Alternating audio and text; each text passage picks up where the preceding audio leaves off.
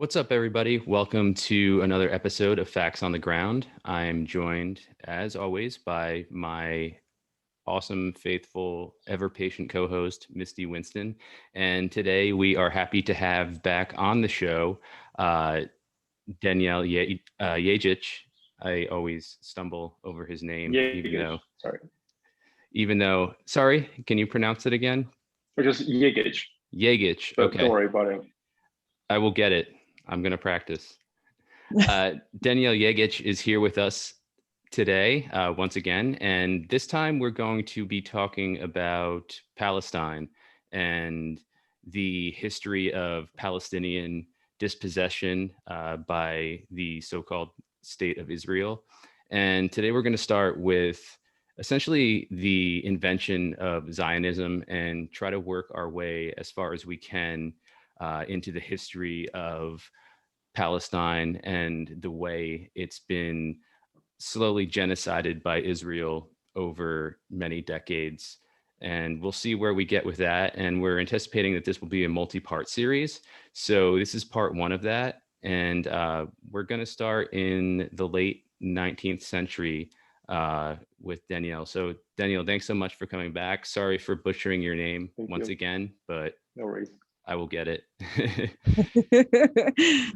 So as I just mentioned in the intro, I'd like to start with Zionism, the sort of pseudo-religious philosophy, if you will, that was invented in the late 19th century. Can you talk about the formation of Zionism, where it came from, and what its original intentions were? Definitely. Yeah, I think I'm happy we're talking about this because Zionism is the underlying structure that has led to much of the violence that we see today in Palestine, especially this week. There was another surge in violence against Palestinians in Jerusalem, in Gaza. But unfortunately, most of the time, I have to say, the word Zionism, or even any reference to Zionist history, ideology, is rather absent from media coverage on Palestine, as well as, of course, from the political discourse and from the international community that comments on what's happening in Palestine. But I mean, basically, Zionism, as it emerged in the late 19th century, is a settler colonial movement that was inspired by other European colonial movements at that time. So obviously, at the end of the 19th century was a height of European colonialism in various parts of the world. And Zionism, which emerged in the 1880s, 90s, and including Theodor Herzl, who was one of the so-called founding fathers, who wrote a book called Der Judenstaat in German, which translates to the Jewish state in English. Basically, it's the Jew state, if you translate it literally, where he expressed some of these ideas of creating a Jewish state. But initially, like from the beginning, the ideas were rather secular than religious. And effectively, this has translated throughout time into a settler colonial movement that has then led to the creation of the so-called State of Israel in 1948. And at that time, at the beginning of Zionism, it was a rather marginal movement that was considered anti-Semitic by many, including by many. Most Jews were opposed to it, particularly in Europe, because Zionism did play onto these anti-Semitic dimensions and the anti-Semitism that was so strong and violent in Europe at that time. It continued to be for long and is still present today to some extent. So this has to be seen. Zionism is a very recent movement historically, and it is a I don't know if you can see it as a national movement, but it is a settler colonial movement. And then, of course, another form of Zionism that is also largely ignored is Christian Zionism, that had emerged much earlier, which has these ideas of the return to the so-called Holy Land And Christian Zionists continue, I mean, till today to be among the most vocal supporters of the state of Israel. Yeah, I would like to talk a little bit about Herzl a little bit more, because I find him to be a fascinating character. I mean, he was born to a German-speaking Jewish family, I believe in the Austria-Hungary Empire. He was pretty secular. His family wasn't very religious at all, but he grew up, became a journalist. And then it was in 1896 that he wrote Der Judenstaat. And I find it fascinating because if you actually read his works, I actually saved a picture on my phone, a screenshot of some of his works, because it's the complete opposite of what we're seeing now. It goes without saying that we shall respectfully tolerate persons of other faiths and protect their property, their honor, and their freedom with the harshest means of coercion. This is another area in which we shall set the entire world in a wonderful example. Should there be many such immovable owners in the individual areas who would not sell their property to us, we shall simply leave them there and develop our commerce in the direction of other areas which belong to us. So basically he's saying, hey, we're going to go and we're going to ask these people if we can buy their land. If they don't want to sell us their land, okay, that's fine. And we'll move on and we'll find other land that we can purchase and that we can, move into. And that's, definitely not what we're seeing now from the Zionist movement. And then another quote is, it is founded on the ideas which are a common product of all civilized nations. It would be immoral if we could exclude anyone, whatever his origin, his descent, or his religion, from participating in our achievements. If we stand on the shoulders of other civilized people, what we own, we owe to the preparatory work of other peoples. Therefore, we have to repay our debt. There is only one way to do it, the highest tolerance. Our motto must therefore be, now and ever, man, you are my brother. And so this guy, who's considered essentially one of the, grandfathers of Zionism, or whatever you want to call him, really had a message of tolerance and peace and acceptance and humanity. And it seems like the Zionist movement has been so bastardized from his original intentions. Can you speak a little bit to that and what he saw for the movement when he first developed, or when he first wrote his book? Yeah, I also think that, and I'm not sure if it was in the same book, that he also, I mean, he did use Orientalist tropes, and he did have negative views about the indigenous people. And I think it wasn't the Judenstaat. I don't have it here in front of me now, but there was a passage where he also made clear that it's the anti-Semites who would be Zionism's closest allies. And I think one of the major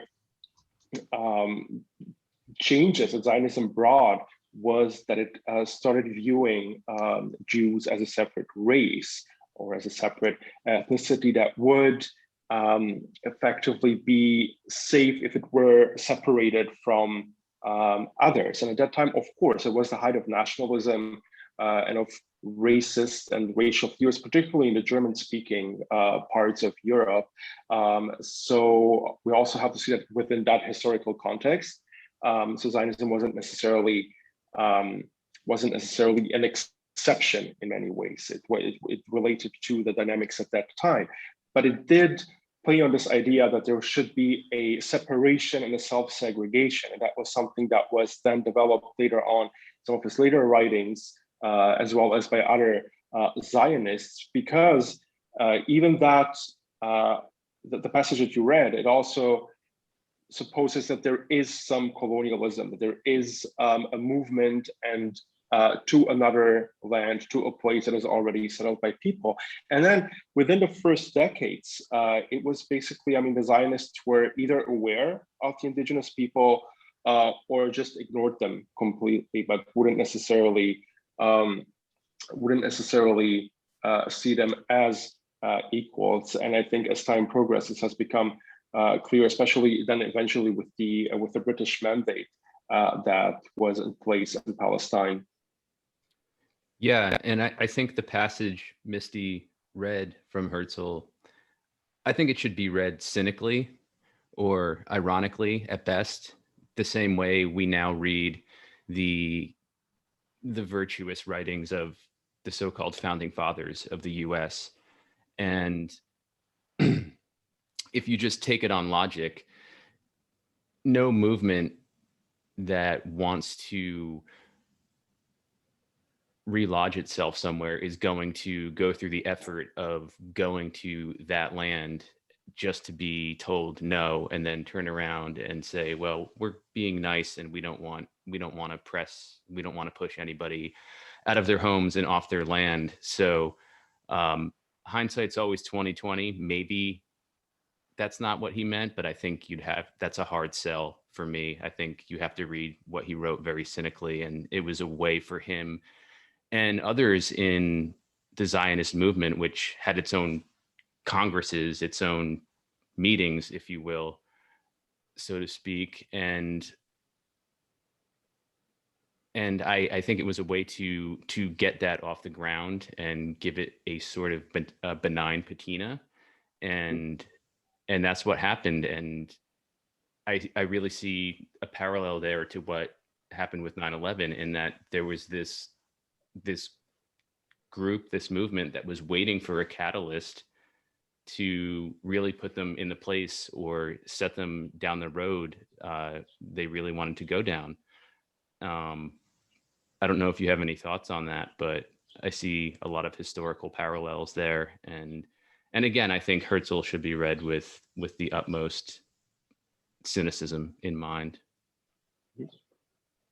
Definitely. I mean, in the end, Herzl was a German-speaking individual who wrote this in Vienna, and pretty much. But also, I think what we need to take into consideration is that Zionism, since the beginning, had depended on foreign powers, on governments, in order to promote and sell their idea. And initially, I mean, they would try to lobby and petition several governments from Germany to the Ottoman Empire in ways that would present Zionism as something that is beneficial to other countries. So effectively, it was always constructed as something that would depend on the West, that would be created as a Western outpost. So there's this confluence of a settler colonial movement, but then also it was, unlike, of course, other settler colonial movements, or let's say invasions that were originating from Europe, this settler colonial movement did not have a country of origin or a government of origin. It was transnational in its core. So it was that, and then at the same time, so it was an ideology, but it was also, there were efforts to somehow sell this ideology as something that others could capitalize on. And I think that what I found fascinating was, I think it was in the 6th Zionist Congress, which Jesse mentioned, they had, their own Congress gatherings or whatever, what have you, planning sessions. But I think the British offered up Uganda.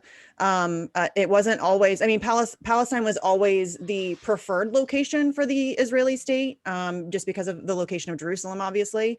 But, Argentina was considered at one point. Uganda was offered up at one point, which I find, pretty fascinating. That wasn't something I was super familiar with until recently, that there were other locations considered that were, kind of batted away or shot down, or for whatever reason that there happened to be. Argentina at the time was very open to immigration and all of that stuff. They were a very open society. So that was why they were considered at one point. And then Uganda was offered up by the Brits, I believe, in the 6th Zionist Congress, which, I mean, that's really fascinating to me that it wasn't always, obviously, again, it was preferred that it be Palestine, but it's interesting to me that other locations were considered. And that really gives the lie to not just Zionism, but to the state of Israel and the hyper-violent Zionism we see running through its veins nowadays, and that's been running through its veins for so long. It's an invention, and you can say that all countries are inventions, but this is really one of the most modern examples of colonialism, where people are just placing themselves and whatever they want to build on top of other people and other people's land, and using the height of violence and oppression. And when you think about that, other locations were considered, it's, as I said, it really just betrays the fact that this is a settler colonial invention. And it eventually came into some sort of fruition that's considered a country by some other countries in the world. But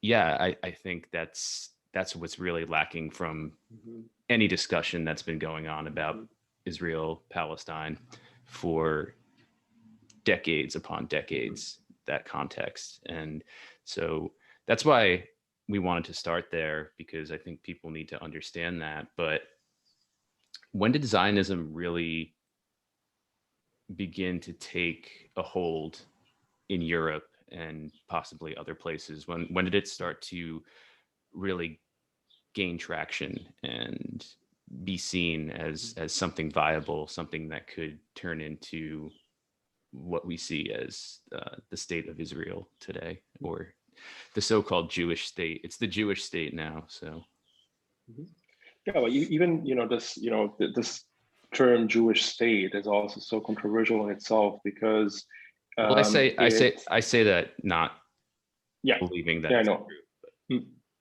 Yeah, but it's something that is used so often very uncritically, and I've read it several times just this week in media reports on the current outbreak of violence. And it's just used as a synonym in mainstream media, oftentimes for Israel, even though it has so many implications that some would consider anti-Semitic, even because it equates this state or this colonial project with a whole religion or ethnicity. But yeah, I think before answering your question, also, because since you mentioned settler colonialism, I also think it's important to point out that Zionism was very openly settler colonialist at the beginning. So there were, in the initial writings of the first Zionists, colonialism was praised as something, they were praising the colonial efforts, and it was, I mean, they had institutions with the word colonial or colony in it. So it was something that was that people were proud of to some extent, whereas today it's a complete opposite. Whereas following the creation of the so-called state of Israel, it was the other way around. They were trying to presenting the argument that they were indigenous and tracing back their narrative, or trying to construct narrative on biblical history.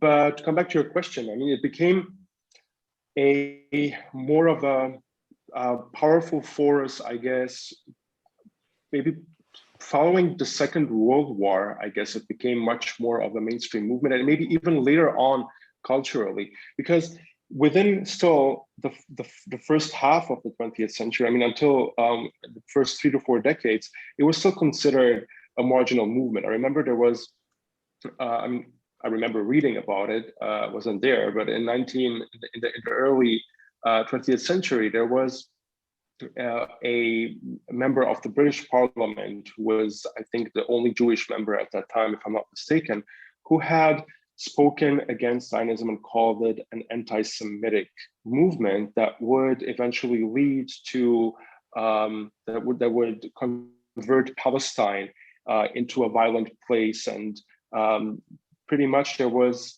I think, in the 30s, then eventually there was, to some extent, some extreme Zionists had intersections ideologically, of course, with Nazis at that point, because of this idea of racial self-segregation and exclusion.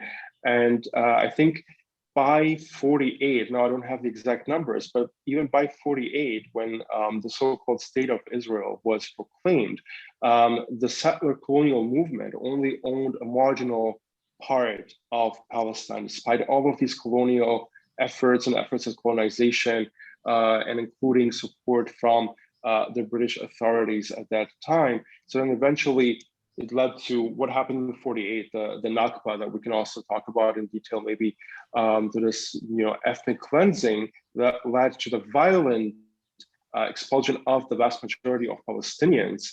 And even then, there was a state that was built on the ruins of the indigenous people, and it still continued to be rather marginal. I think it was until 1967, when in that war, that then effectively, Israel managed to present itself more as a major force and somehow became more of this European outpost that was, or European colony that was initially, that it was designed as initially. And then once it actually started becoming this hegemony in the region and being included in, or in getting almost unconditional support by the United States and by much of the Western world, did Zionism actually become standardized in many ways politically, especially in settler colonial societies, United States, Canada, New Zealand, Australia,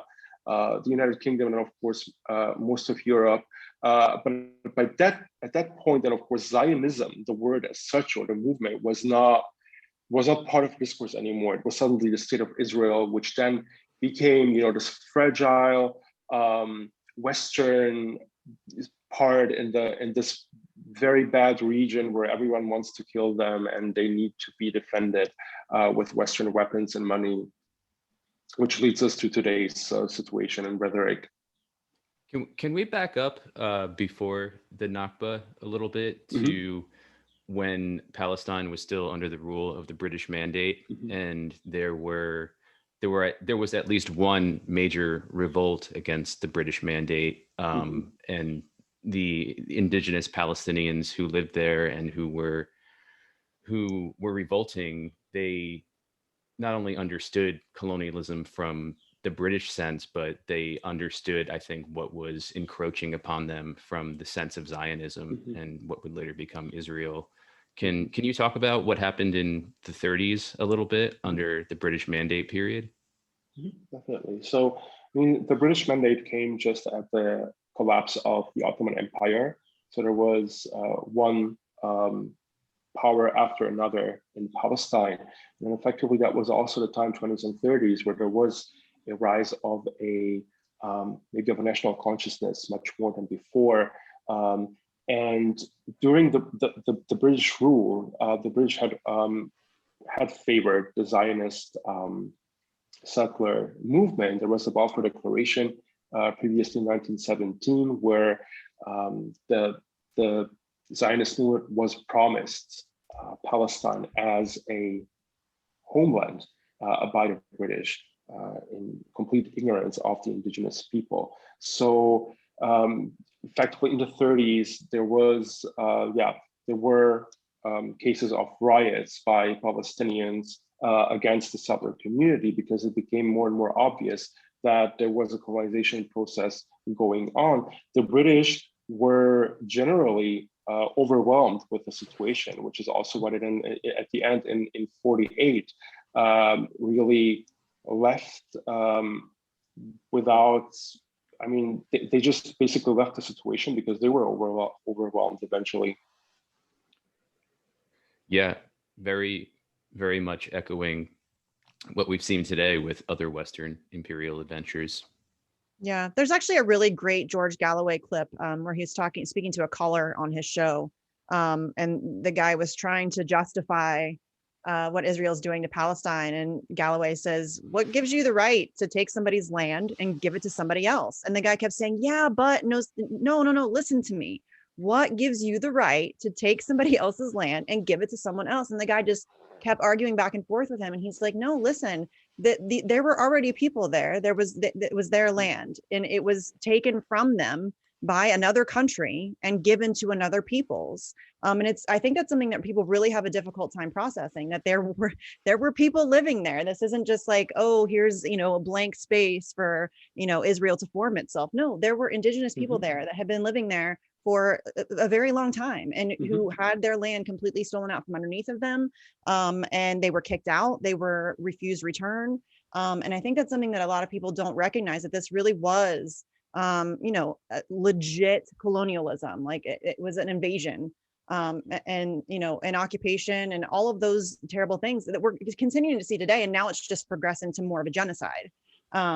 But yeah, I think that that's something that a lot of people miss, that this is really just absolute theft of land. Yeah, and also I think more than that, and this is why I refer to it as a genocide, because it's an ongoing, it's a ceaseless, it's a more and more vicious attempt to completely erase Palestinians as people, as a culture, as an indigenous identity, to erase Palestine as a country, or whatever you want to call it, as a place that existed where Palestinians were consolidated and had their culture and had their way of life. That's also part of Zionism, and I think that was part of it from the very beginning. And yeah, it's not it.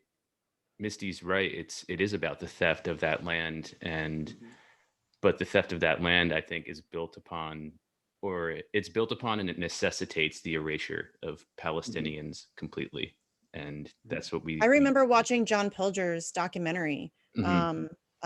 What is it? Palestine is still the issue, or Yeah, it's a I might great be getting it documentary. wrong. Yep. It is. And I was the scene where he's talking to the director of the Palestinian Cultural Center that had been destroyed by Israel. And it's everything. I mean, it was a music center and an art center. And, it was a place for kids to come and express themselves. And they would have, gallery showings and book readings and all of that stuff. And they destroyed it. And that's a very intentional, it reminds me very much of the Native Americans and the things that we have done to them. I mean, I know that Jesse and I have spoken to that similarity with Native American historian Liza Black, who's amazing. And it's a very similar modus operandi, the way that they have handled this situation. Maybe you could speak a little bit to that, and just how it has really been an attempt at not just a theft of land, like Jesse said, but a real and true erasure of Palestine and Palestinian people and culture.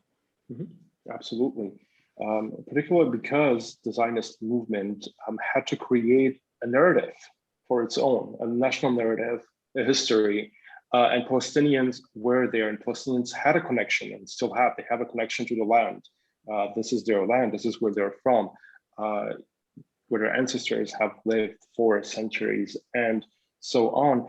And the Zionists never had this connection to the land. I think this is something that's crucial and is still visible today in moments where, let's say, settlers destroy olive trees because they're not able to cultivate them. They don't know what to do with them. Whereas for Palestinians, olive trees have so many different meanings. They're part of the land. They have cultural associations that settlers might not understand. I see this as you mentioned, it is an erasure of the indigenous people. And whereas this has, of course, taken place in other contexts, such as North America, where settlers genocided the indigenous population in order to make space for themselves, and because they considered the indigenous population in their racist and white supremacist, I think is a term we can use today, view to be inferior. This has taken place in Palestine as well. Plus, on top of that, the settlers don't have their own narrative.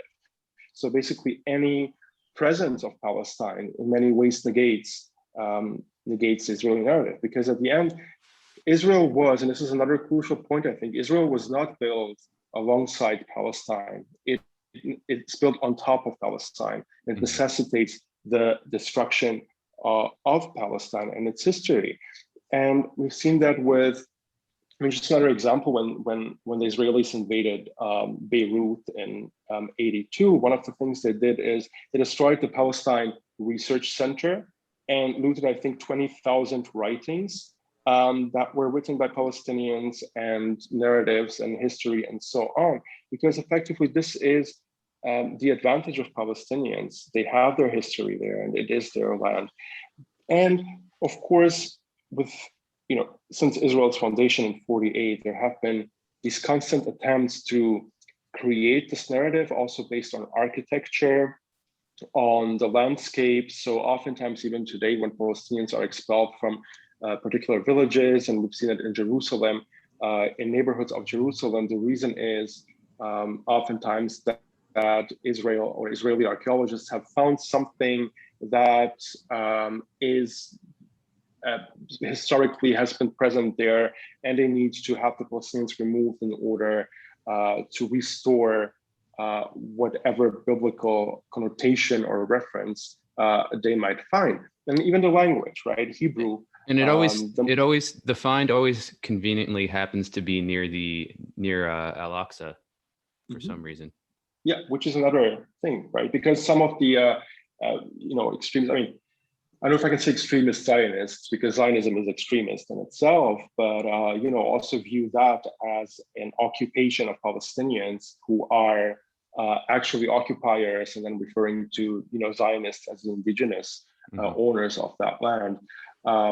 But yeah, much of that is really created. I mean, every nation has national narratives that are created based on myths.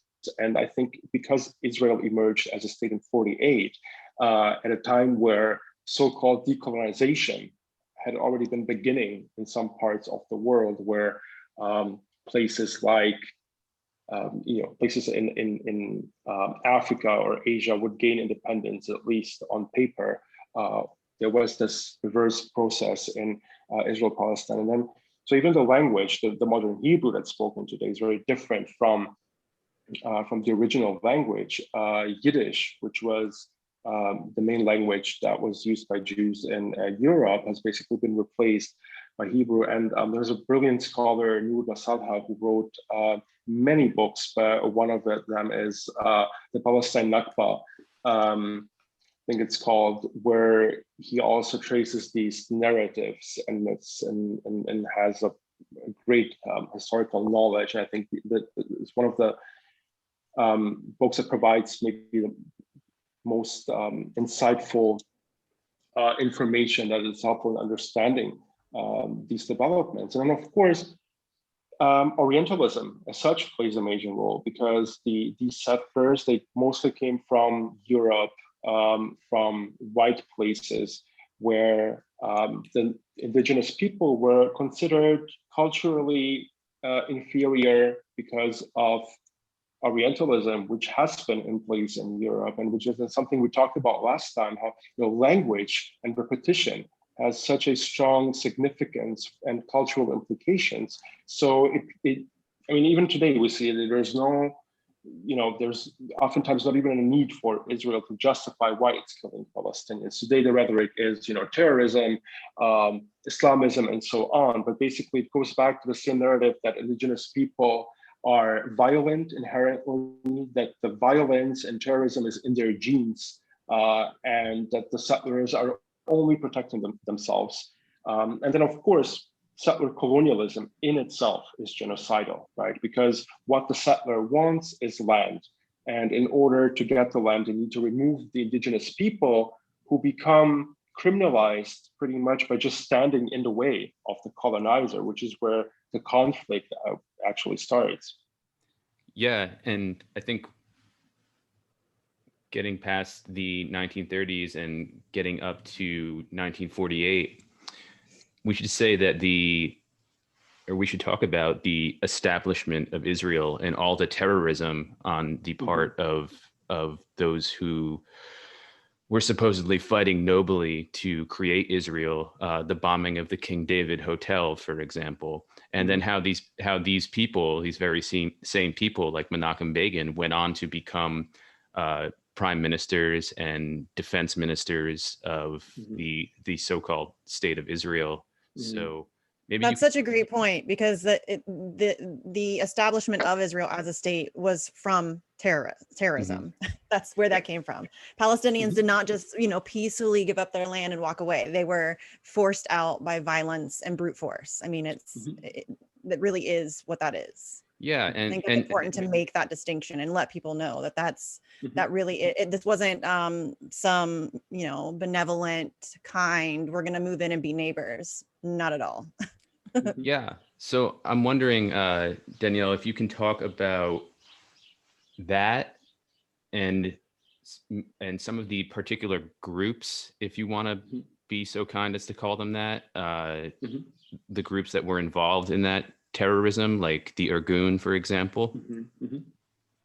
Absolutely, yeah.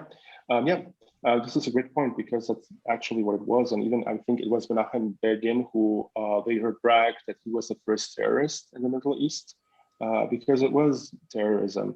And I think it was Menachem Begin who wrote an article. Actually, no, I don't want to give wrong information. One of them actually wrote an article justifying how terrorism is the means to to reach their goals.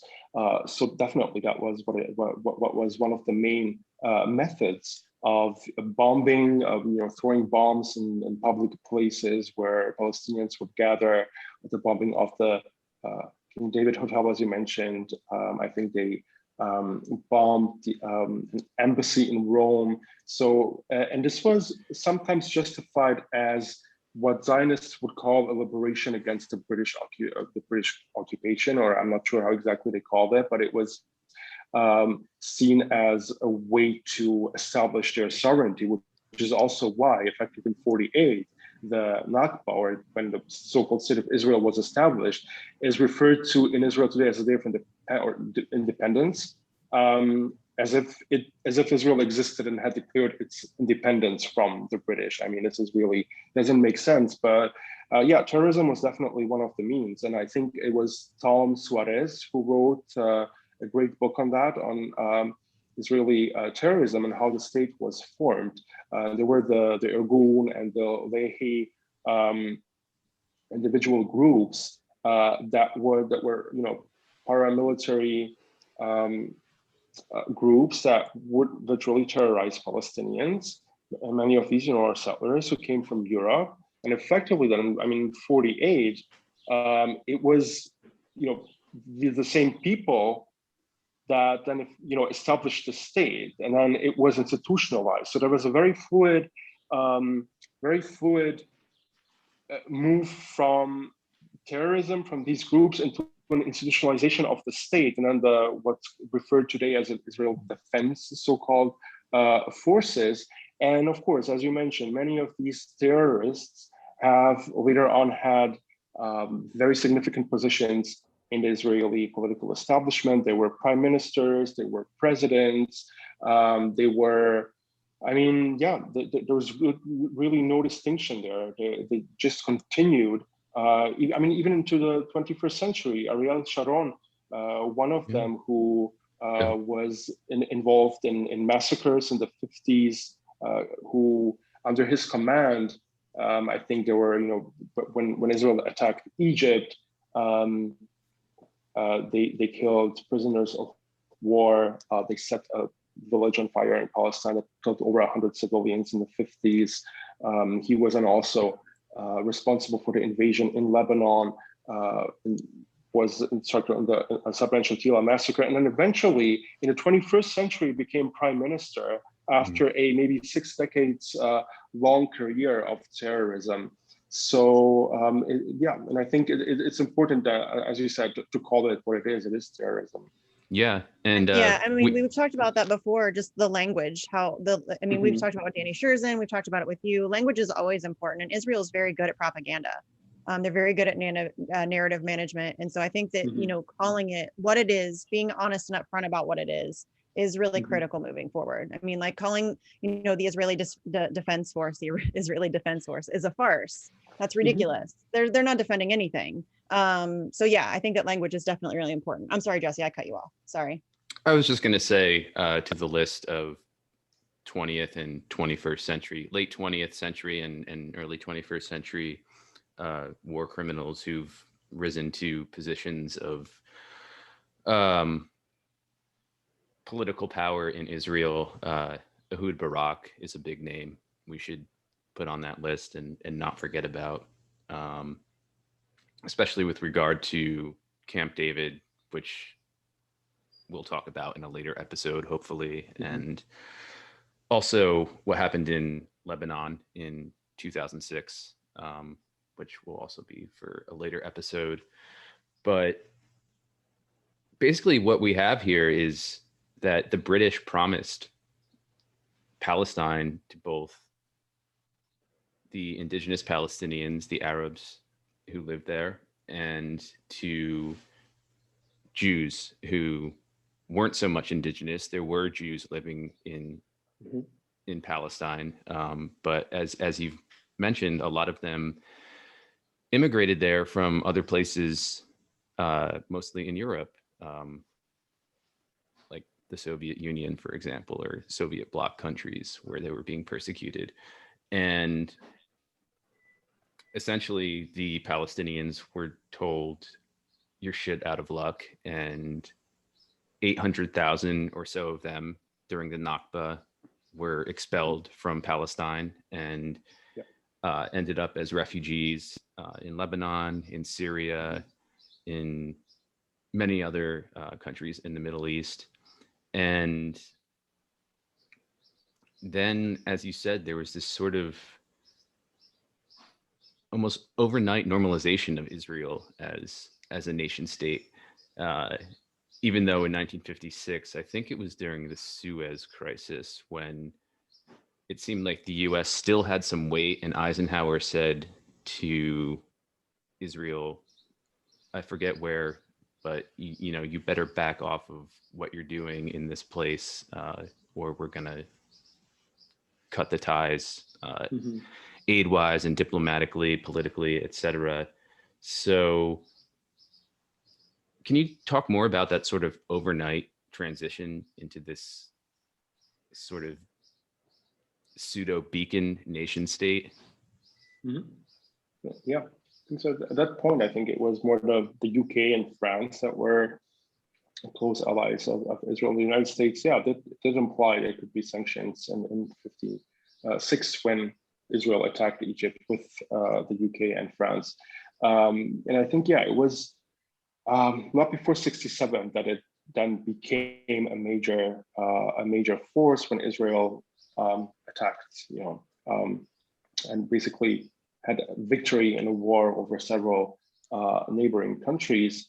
Then it also became a military major force, which is one of the reasons why it is so powerful today, because of it being part of this transnational military industrial complex. But as a nation state, of course, I mean, back then it was, it developed, it was a good way, of course, for the West to move forward after the Second World War and to pretend as if, they solved all the issues that were there. If we look at Germany, for example, Germany, until today, one of the most, maybe the most fanatic supporter of Israel, obviously supporting Israel in a way not to deal with its own history of anti-Semitism. So the equation of Israel as a home for the Jewish people, and the actually very anti-Semitic equation of Israel with Jews also has become a mainstream idea in the West that also has helped justify that this is a nation state for the Jewish people, but to that extent also very anti-Semitic in its nature. And of course, its role as a US proxy effectively in many ways, and as an outpost that just, has generated this power that it has in this region and beyond. Do you think that the US's and other Western powers' fealty to Israel, its obsession with Israel as far as providing it weaponry, as far as keeping it safe, do you think that, well, I think there are ties there, but what do you think the ties are there between what we've seen with that throughout history, this sort of Western worshipping of Israel, and the fact that a lot of those Western territories were acquired from and eventually carved up from what was once the Ottoman Empire? And, do you see the Israel project as a Western extension of war or conflict against the Ottoman Empire, even though it doesn't exist anymore, but maybe it exists as this boogeyman of Iran and other Arabs such as Palestinians? I mean, not necessarily, against the Ottoman Empire, but of course it is some sort of a force against people here in Lebanon, against people in the region, and it can be seen as a military outpost, I guess, in many ways.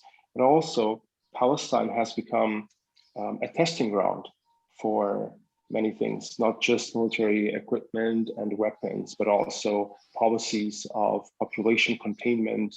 If you look at, in the West Bank, the wall, the apartheid wall, and all of these, checkpoints and surveillance technology for all of that, and of course the all of this like spying technology that Israel has developed in the last years and sold to regimes all over the world. It is effectively, in a capitalist sense, also a market for testing and producing all sorts of technologies that facilitate the oppression of marginalized population groups. I think this plays a major role. And of course, it being in this region, Israel is rhetorically a culmination of all Orientalist tropes. I mean, if we look at the way that Israel is important for far-right movements around the world, Palestinians have become, just like in Europe, Palestinians have become the ultimate evil for so many. If it's, neo-Nazis in Germany, in Poland, in the Netherlands, and elsewhere, Austria, and so on, oftentimes Israel is viewed as this protector of Western whiteness. It's become an epitome of white supremacy in many ways. And people feel entitled to talk about Palestinians in ways that they would never talk about any other ethnic or national group. Oftentimes I see, again, if you go back to the example of Germany, because I grew up there and I'm very familiar with the Zionist rhetoric that's very strong there. You hear stereotypes against Palestinians that sometimes mirror the anti-Semitic stereotypes that were used against Jews. So oftentimes it's a way of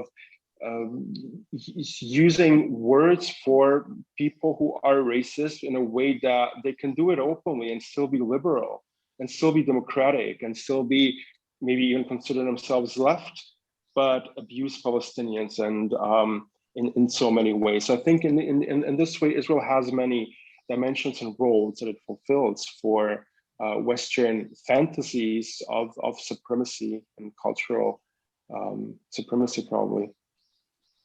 100%. I agree with that 100%. And I think that it's really depressing and sad to watch people who went through their own oppression and torture. And the Jewish people have a horrific history, and to see the state of Israel try to create that sort of environment for another people, and to watch the Jewish population support it is really depressing. And to have them use anti-Semitism as a weapon.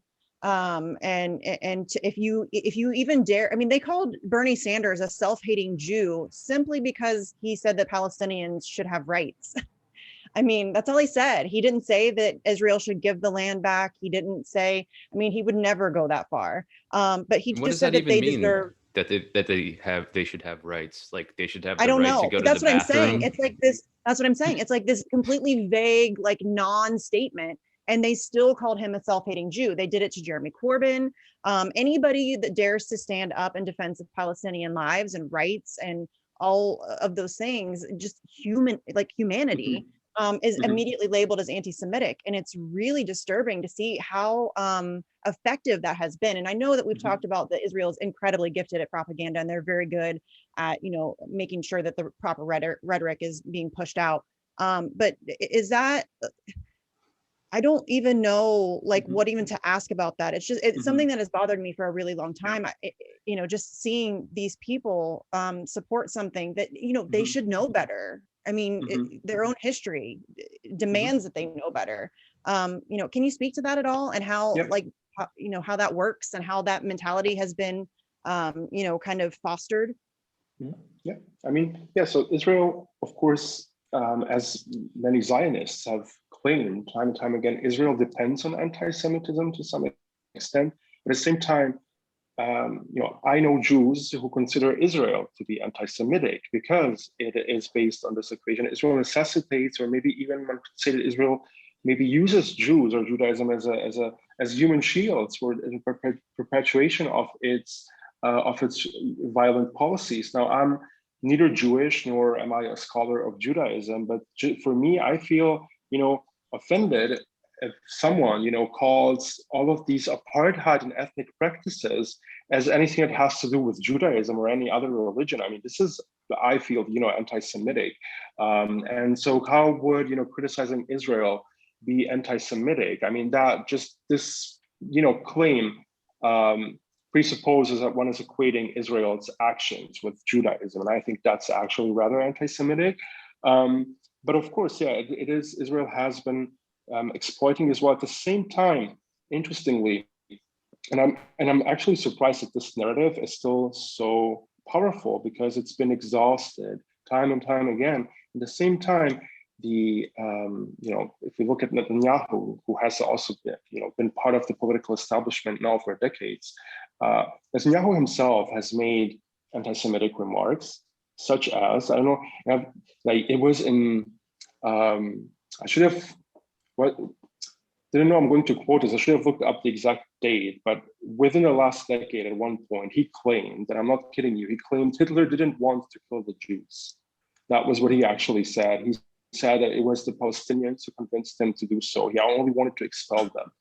And this is like, the prime minister of a so-called state that at the same time, he then talks about Jewish suffering while kind of like engaging in Holocaust revisionism. And then his son has, on social media, spread anti-Semitic conspiracy theories. I think at one point, his profile was restricted on Facebook because he spread some cartoon that depicted Jews as non-humans, and has been a supporter of the German AfD, which is a far-right party that has anti-Semitic dimensions to some extent. So I think these are just some examples of the intersection of Zionism and anti-Semitism that is also based on this white supremacy, because Israel is a white supremacist, follows a white supremacist ideal. But because these things oftentimes happen transparent, in a transparent way, I'm also kind of surprised that those anti-Semitism, that the accusations of anti-Semitism can still be so powerful, as you said. Well, it seems you like mentioned Netanyahu. Oh, go ahead, Jesse. I was going to say, if you're an Israeli official, maybe provided you're not a Palestinian citizen of Israel who happens to be a government official, you can pretty much say anything about Palestinians and get away with it. Remember when Ayelet Shaked said that Palestinian women breed baby snakes?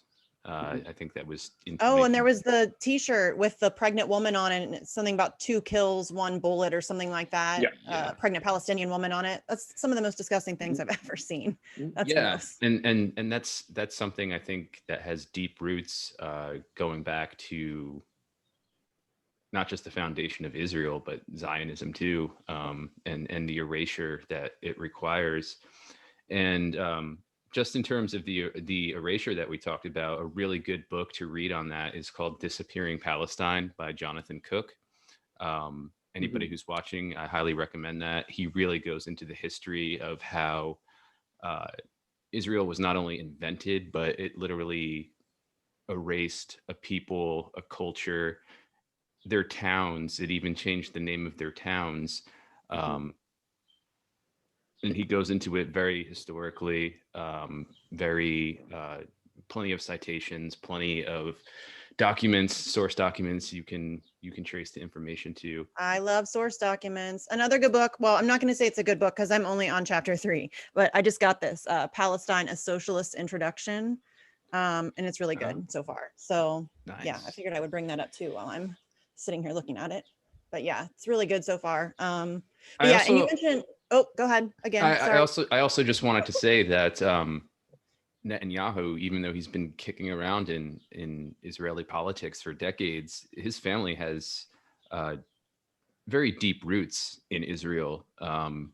His brother, Jonathan, I believe it was killed at the much ado raid at Entebbe. A movie was made about it with Charles Bronson. It completely heroicizes Israel and What, propaganda in Hollywood? Come on, that doesn't happen. yeah, but point being that and then in the 70s, Netanyahu started the Yonatan Institute, which is basically like this, like was like a Zionist think tank. I don't know. I don't think it's still around, but it was around for some time, and it was quite influential in. Netanyahu isn't even all that religious, is he? I mean, I've heard. No, he's actually an atheist. He's actually an atheist. Yeah. Yeah, but he just panders to the religious populace because he knows that it brings in votes. Yeah, which I find super fascinating that he's running this apartheid state, for Jewish people, but he doesn't even give a shit. Like, he doesn't care. He's an atheist. And if you bizarre. if you listen to the what's it called? I'd suppose the intonation of his voice, he's like, I'm Bibi, like, I'm here to talk to you, Mr. Biden. Like, that's a pretty good Bibi.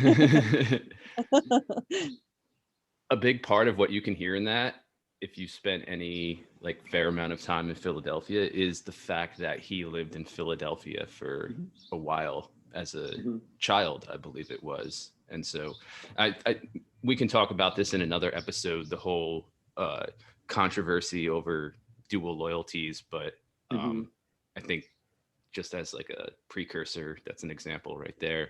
But I just wanted to make the point that like the people who are in power now didn't just come out of a vacuum. They have deep familial roots in the so-called state of Israel.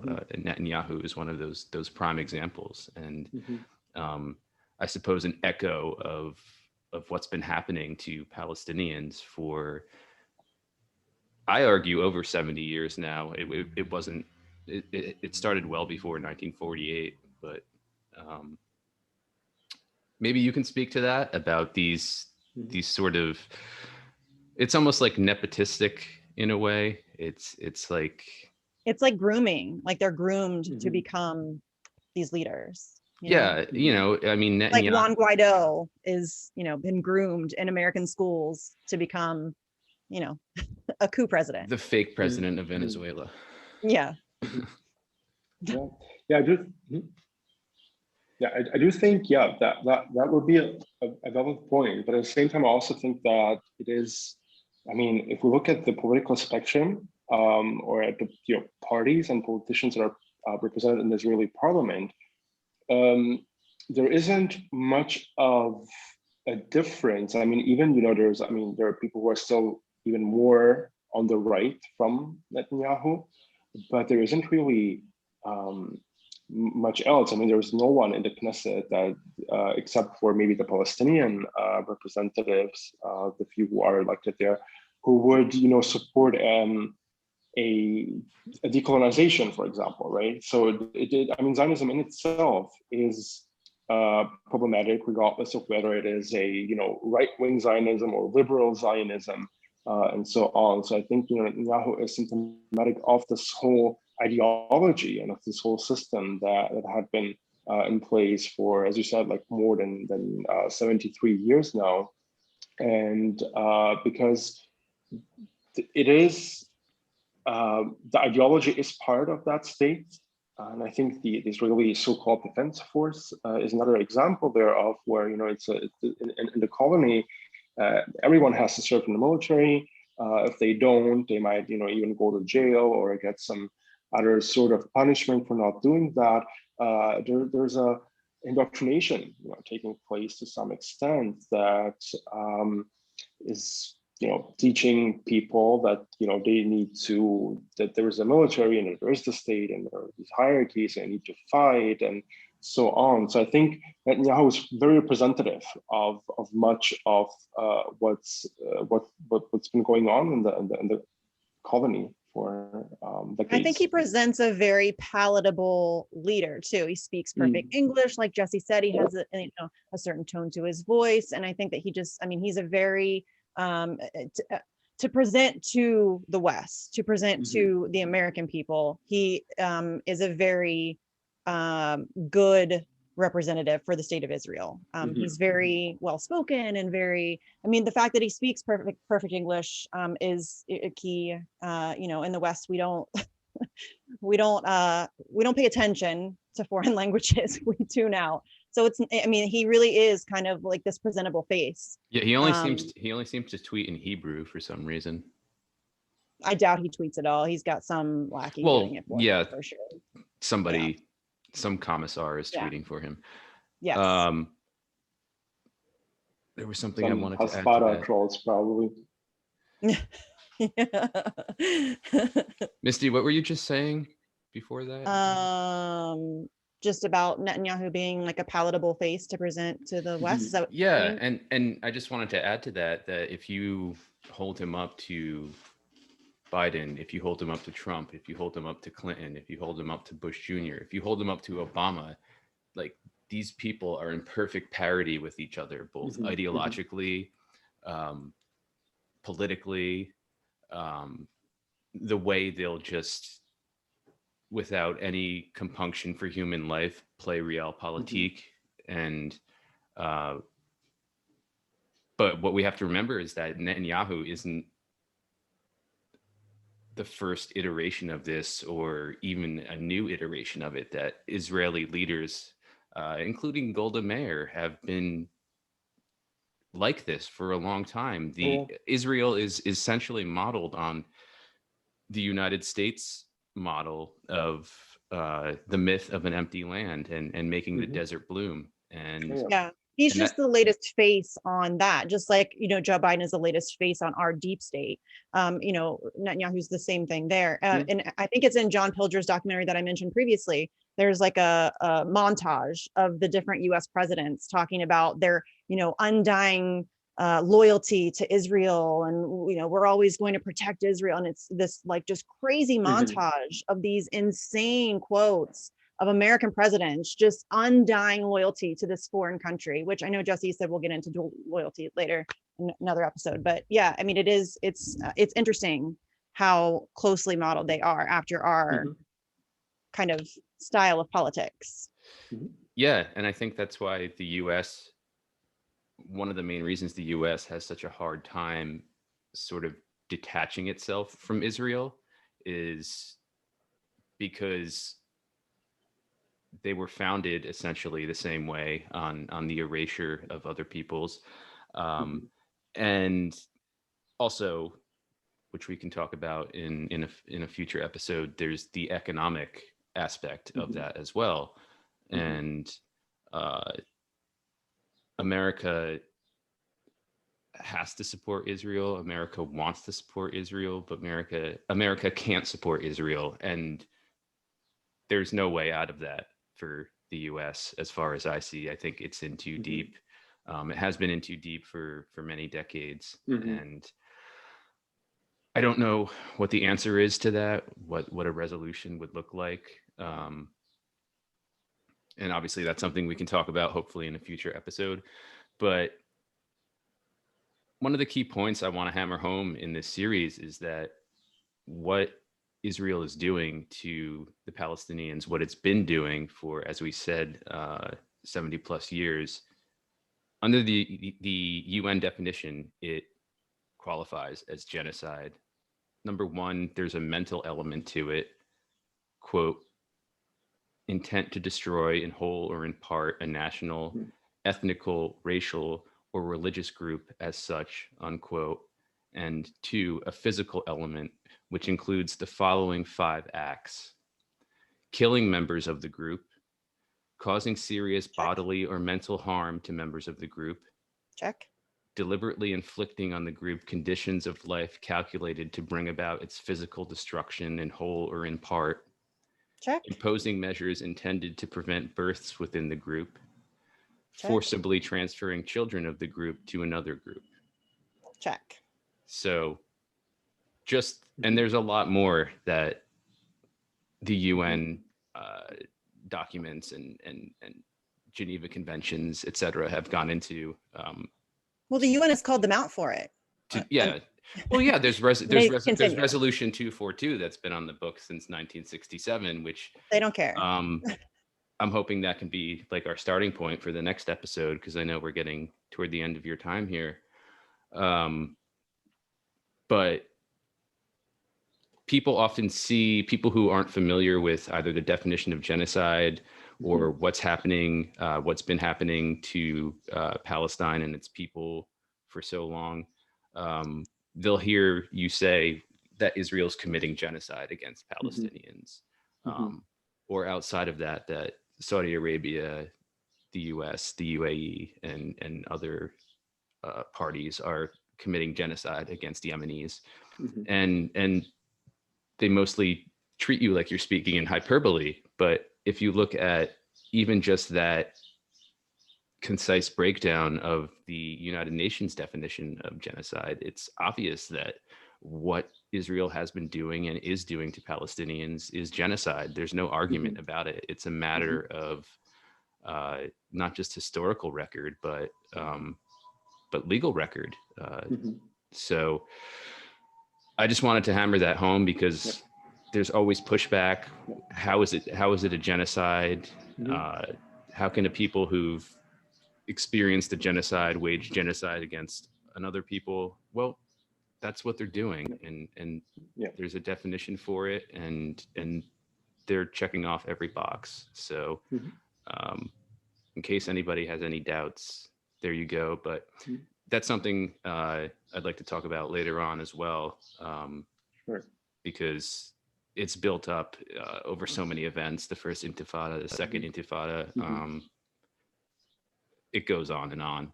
And we have a lot to talk about. Israel has 99.9% of the time, maybe 100% of the time, been the provocator, in the aggressor. The aggressor in those events. But next time it would be great to start with 1967 and the war that happened then, and when most I think lazy people would say that Israeli occupation of Palestine began. I think that's the liberal Zionist perspective. Yeah, that's way too late of a starting point, and it doesn't fit historical truth. But it would be good to start there next time. I think we covered, as well as we could, everything before that, leading up to 1967. So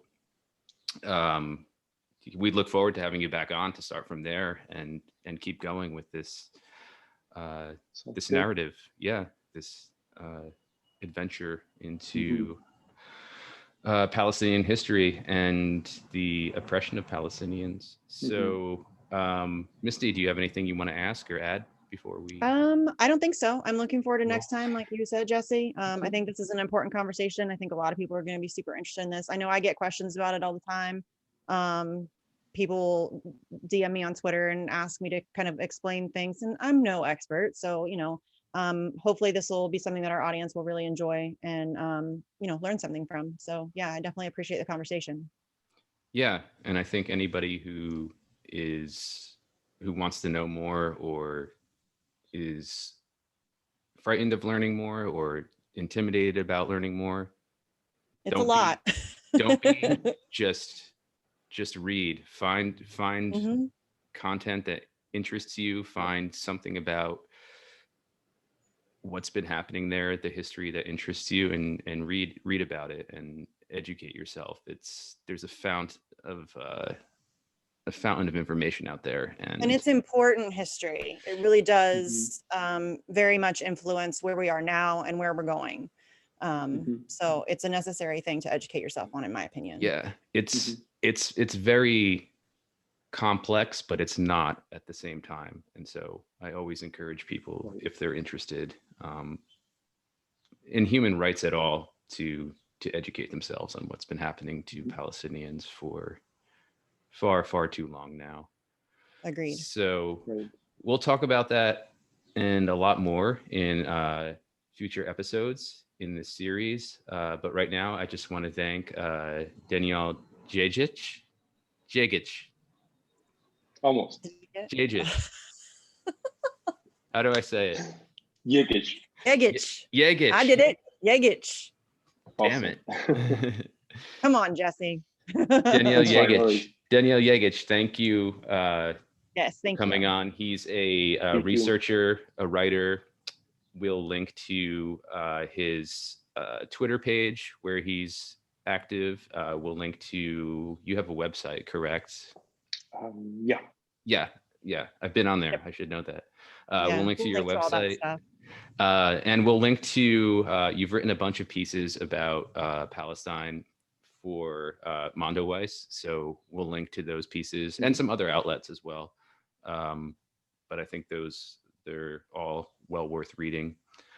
So thank you so much again for joining us. And we look forward to having you back on, and starting from 1967 or thereabouts. Here. I look forward Sounds to talking about ethnic cleansing and genocide. Thank you. Thank you. Thank you.